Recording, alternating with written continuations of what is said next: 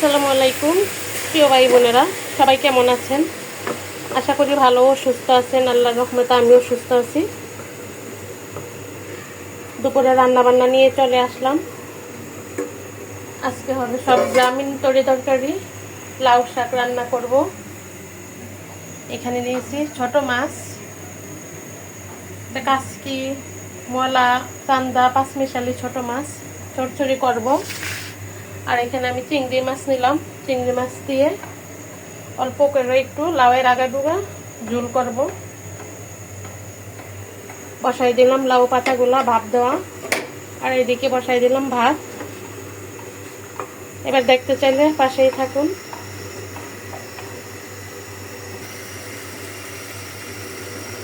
লাউ পাতা ভাপ দেওয়ার পর আমি এখানে মাছটা কষানি বসাই দিলাম। লাউয়ের আগাডুগা দিয়ে একটু ঝোল রান্না করব।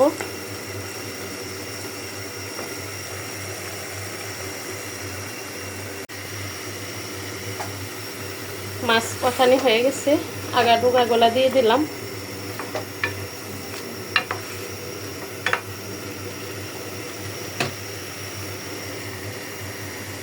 লাউয়ের আগাডুগা তরকারিটা কিন্তু হয়ে গেছে।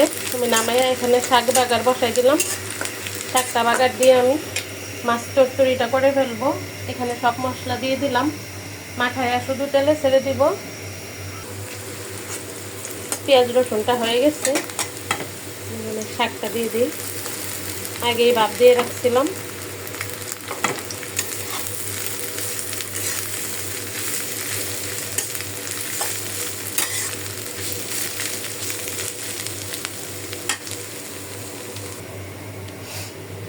ছোট মাছটা সব মশলা আমি মাখাইয়া রেডি করে রাখছি। কড়াইয়ে বসাই দিলাম। পেঁয়াজও প্রায় হয়ে গেছে, আমি এখন দিয়ে দিব। বিসমিল্লাহির রহমানির রহিম।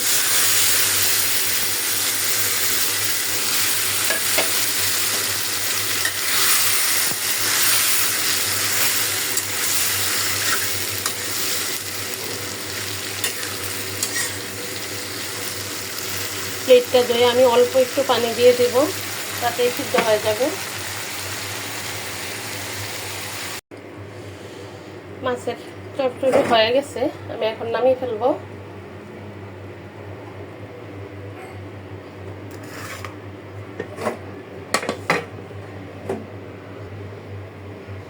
একদম সহজ রান্না, গ্রামীণ রান্না বান্না।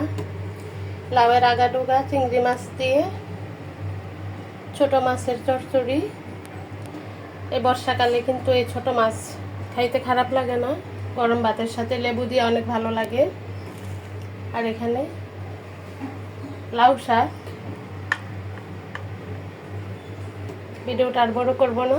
সবাই ভালো থাকবেন। আসসালামু আলাইকুম।